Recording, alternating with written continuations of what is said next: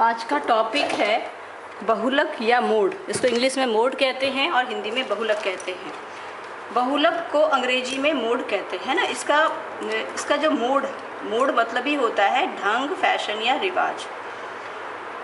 तो कहते हैं ना कि कोई भी काम किस मोड में कर रहे हो, है ना, किस तरीके से कर रहे हो, तो वही होता है किस ढंग से कर रहे हो, ये होता है मोड। जब हम शब्द का अर्थ समझेंगे तो ज़्यादा अच्छे से हम लोग इसको समझ पाएंगे। सांख्यिकी में यह शब्द का प्रयोग अधिकतम आवृत्ति वाले मूल्यों के लिए किया जाता है।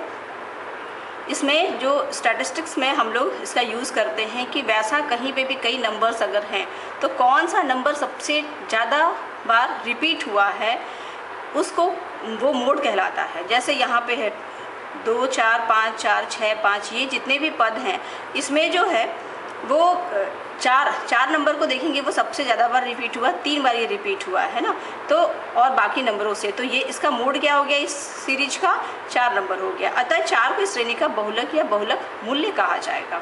बहुलक की गणना का उद्देश्य समग्र के अधिकांश इकाइयों के बारे में कोई निष्कर्ष निकालना होता है। कभी भी हम कोई भी गणना कर रहे होते हैं तो सबसे ज़्यादा इम्पॉर्टेंट क्या है, सबसे ज़्यादा रिपीट क्या हुआ है, वो निकालना इसका निष्कर्ष होता है। यदि किसी कारखाने में कार्य करने वाले श्रमिकों की दैनिक बहुलक मजदूरी 50 रुपये है तो इसका अर्थ यह है निकाला जाएगा कि उसके कारखाने में 50 रुपये दैनिक मजदूरी प्राप्त करने वाले श्रमिकों की संख्या सबसे अधिक है।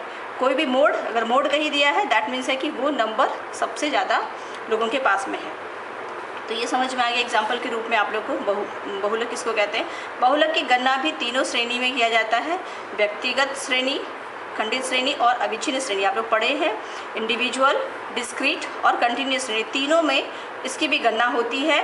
परंतु व्यक्तिगत श्रेणी को बहुलक गणना के लिए इसे पहले खंडित श्रेणी में परिवर्तित करना होता है। आप इसमें देख रहे हैं कि बहुलक में क्या है, कोई भी चीज़ मैक्सिमम टाइम जो रिपीट हुआ है ना, तो रिपीटिशन क्या फ्रीक्वेंसी है। तो इंडिविजुअल में कभी हम लोग फ्रीक्वेंसी के बारे में नहीं पढ़ते हैं। इंडिविजुअल में हम लोग एक इंडिविजुअल एक का नंबर डेटा हमको पता होता है, सिर्फ फ्रीक्वेंसी से कोई मतलब। इसलिए जब भी व्यक्तिगत अगर कोई भी दिया है डेटा उसको हम लोग पहले क्या करेंगे, डिस्क्रीट सीरीज में खंडित श्रेणी में इसको चेंज करेंगे क्योंकि इसमें फ्रीक्वेंसी दिया होता है इस वाले जो है डिस्क्रीट सीरीज में, इसलिए इसको इसमें चेंज करना पहले पड़ेगा। जैसे बहुलक की गणना करते समय यह देखा जाता है कि आवृत्तियों का वितरण नियमित है अथवा अनियमित। एक बहुत इंपॉर्टेंट चीज़ है नियमित और अनियमित किसको कहते हैं।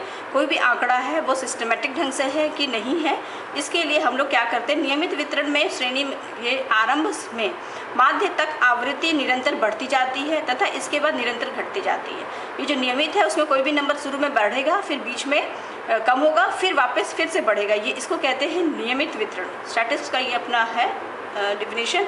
इस प्रकार ये नियमित वितरण में अधिकतम आवृत्ति वाला मूल्य बहुलक होता है जिसे श्रेणी में को देखने या निरीक्षण करने मात्र से ज्ञात हो जाता है ना। तो सबसे ज़्यादा बार कौन सा नंबर रिपीट हुआ है वो हो गया बहुलक। तो ये सिंपल ही है कि इसको देख के भी हम लोग किसी भी जो डेटा है उसका हम लोग मोड निकाल लेंगे, मोड निकाल सकते हैं। तो इसको कहते हैं निरीक्षण, मतलब देख करके ही हमने जस्ट सिंपली बिना कैलकुलेट किए हम लोग पता कर लेते हैं।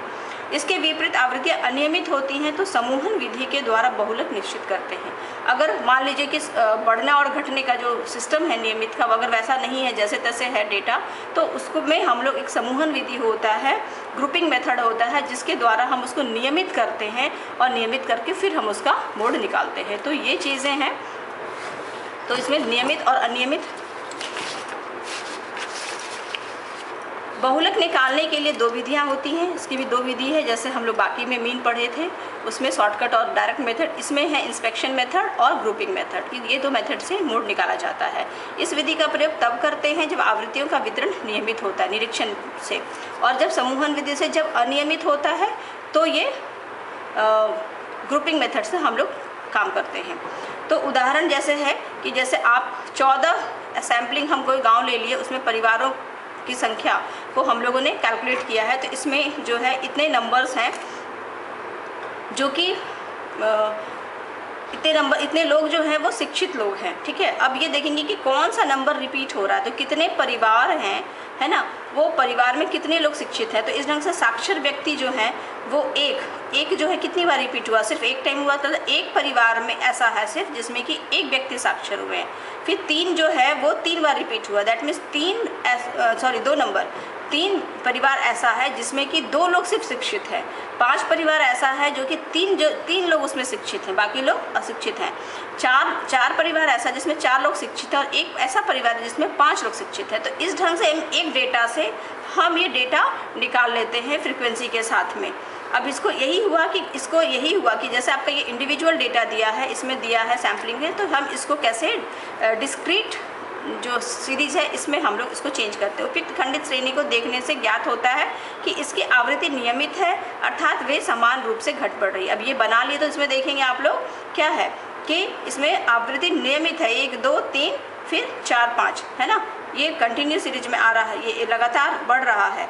आवृत्ति नियमित है अर्थात वे समान रूप से घट बढ़ रही है। अतः निरीक्षण विधि के अनुसार 3 जिसकी आवृत्ति सबसे अधिक है बहुलक साक्षर संख्या होगा। तो कौन सा ऐसा संख्या है जो कि सबसे ज़्यादा है, वो है 3। बहुलक की उपयोगिता, यूटिलिटी ऑफ मोड, यह इसकी उपयोगिता क्या है, ये जब हम लोग ये जैसे जनरली है ये थ्योरी पेपर में आपको लिखना होगा। थ्योरी पेपर जो आपका है सेमेस्टर 4 का जो प्रैक्टिकल का थ्योरी पेपर है उसमें ये क्वेश्चंस आपको आएगा। मोड इसमें कैलकुलेशन नहीं है, इसमें थ्योरी है। तो अब इसमें हम लोग उपयोगिता जरूर लिखेंगे किसी भी चीज़ का।